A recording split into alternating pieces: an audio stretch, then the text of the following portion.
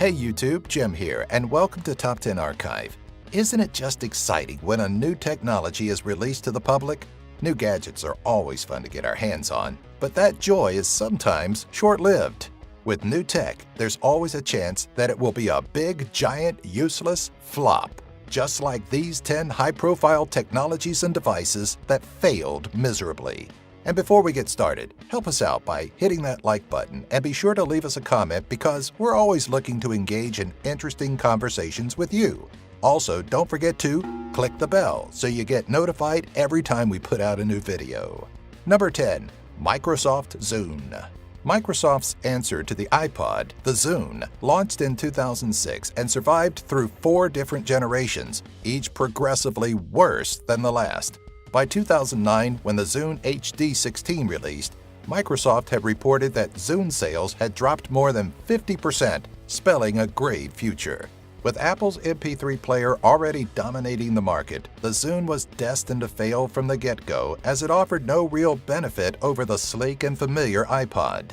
According to Microsoft's former leader of home entertainment and mobile business, Robbie Bach, the Zune's marketing failed to captivate the larger audience it needed. Number 9. Google Nexus Q. At a price point of $300, Google's Nexus Q was a bold move. Competing against the already popular and considerably cheaper Apple TV and Roku options, the spherical Q banked heavily on Google's name to sell it. Requiring far too many plugs to be functional and featuring curious design flaws, like requiring a mobile device but not allowing playback from it, the rounded digital media player was doomed from the start.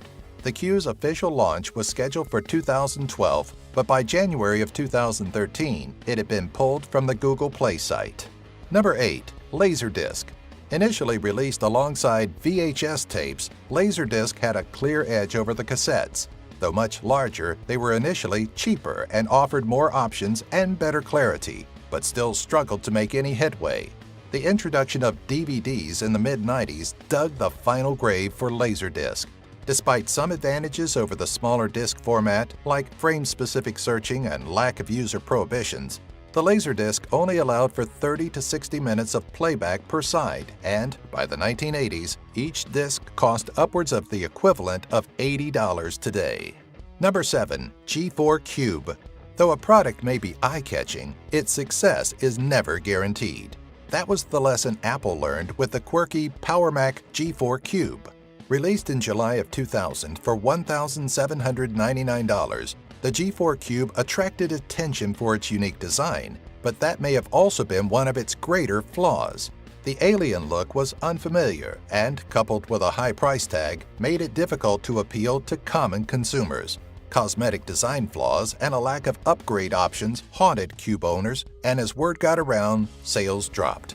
By January of 2001, Apple reported it only reached 1/3 of its expected sales. 6 months later, the Cube was dead. Number 6. Windows Vista. When Microsoft released Windows Vista in 2007, it spread a plague across home computers everywhere. The widely hated operating system was meant to improve upon Windows XP, but only alienated users.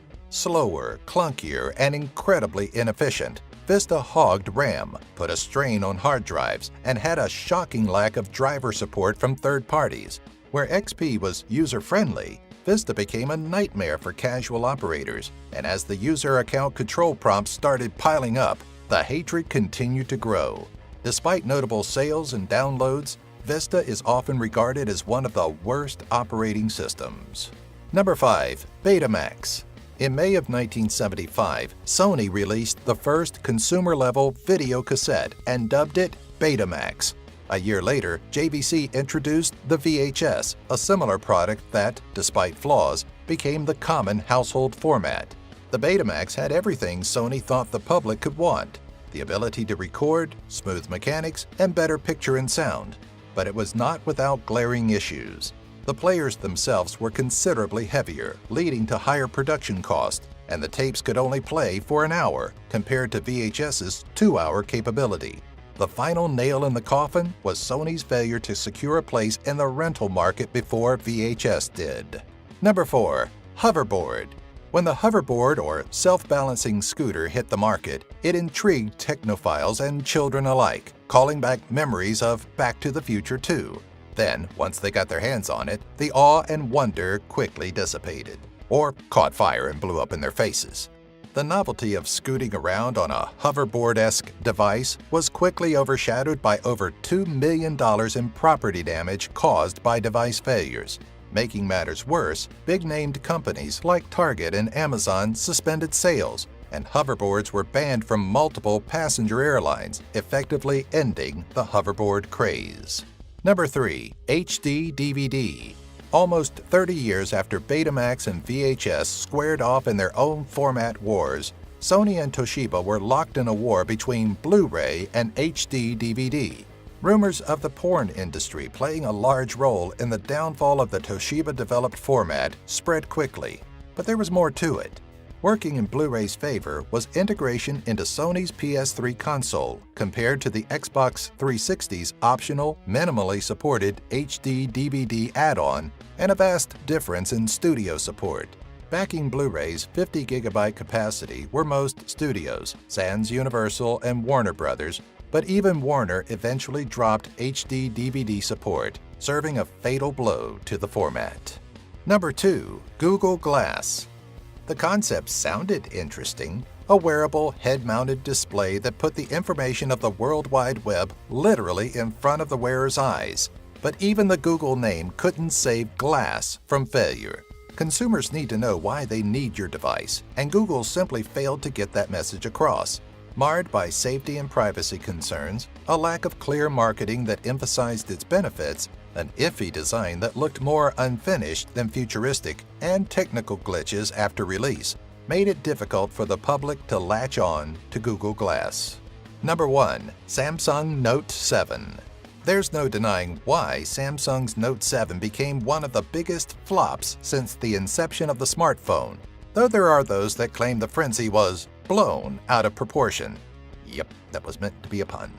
Almost immediately after the Note 7 launched in 2016, the media caught wind of stories of the device catching fire, exploding, and causing damage to property, vehicles, and people. Samsung responded quickly, doling out upwards of $6 billion in settlements. The issue with the Note 7 stemmed from faulty batteries sourced from Samsung SDI and Amperex Technology Limited. Thanks for watching. Don't forget to give us a like, leave us a comment, and click the bell to get notified about our next new video.